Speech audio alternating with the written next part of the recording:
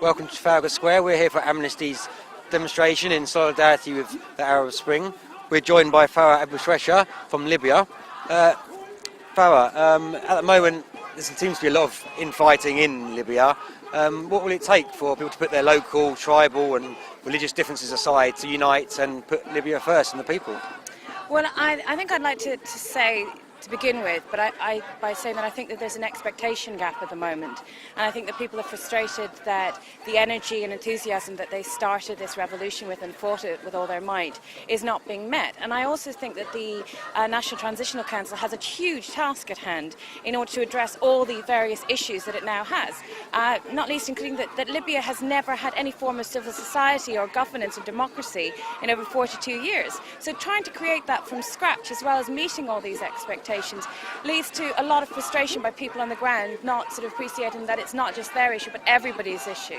But I think that the way that it can be addressed is by listening, by engaging with every single party, minority, individual on the ground and hearing what they have to say and involving them in the decision processes. And I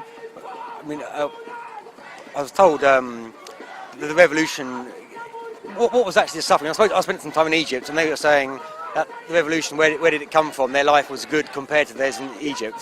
What was the suffering under Gaddafi for the everyday person? I mean, Egyptians say you had jobs and you had money. What was the real difficulty under Gaddafi? Well, as somebody who had to leave Libya when she was 7 years of age because of the situation in Libya, I can only speak from my own experiences and the stories that I've heard from people on the ground.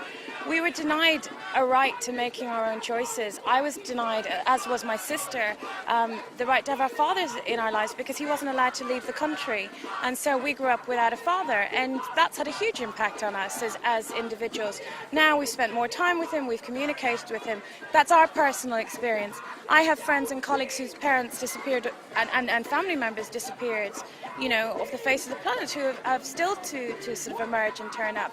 People were persecuted for offering an opinion or voicing how they felt about something, or even voicing their fears. So when you have a lack of, freedom of speech, a lack of liberty, a lack of basic human rights, that isn't a way of living. And I think you have to understand that Libyans were just defined by one man as a society, and he's not representative or was representative of Libyan society or Libyans themselves. They're a beautiful, wonderful race of people, and they really suffered under Gaddafi.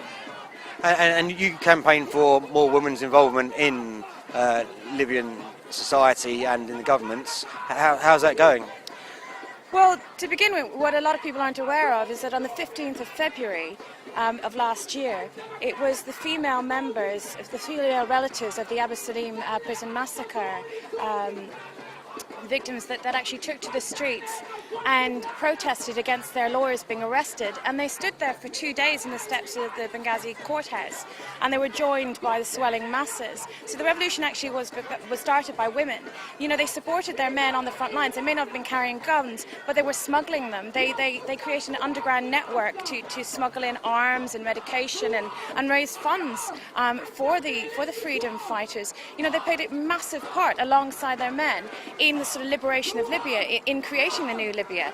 And I think that they did this with the expectation that they would play a role in its governance and its future. And I feel that at the moment that they're being marginalised. We need to have a greater representation of women within the new Libyan government, because women are a vital force within society, and they do make up 51% of the population, and they're a benefit to society. I mean, that is a known fact. And I think that's why we need to engage them to reinforce, to bring stability. And they are a stabilising force, and I think that's what women bring to the society. And do you think the Libyan leaders should be left to get on and sort out a stable government, or do you think there should be more international sort of observation and pressure to encourage them to move in the right direction?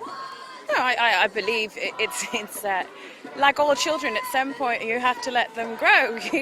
I think what the new government can do is to consult with Libyans, to engage with NGOs on the ground, to engage with women organisations, to engage with the youth, to engage with the Tuaregs and the various different religious groups, and I think also we can look to the international community, but look at their triumphs and their mistakes, and look at what they got right and look at what they got wrong, and use that to become a sort of a greater partner in world politics and in the international community. So using the international community as a kind of platform for learning and looking to them, not necessarily bringing them in, because a lot of people feel that they don't want that sort of interference, but certainly looking at the sort of the mistakes and the triumphs.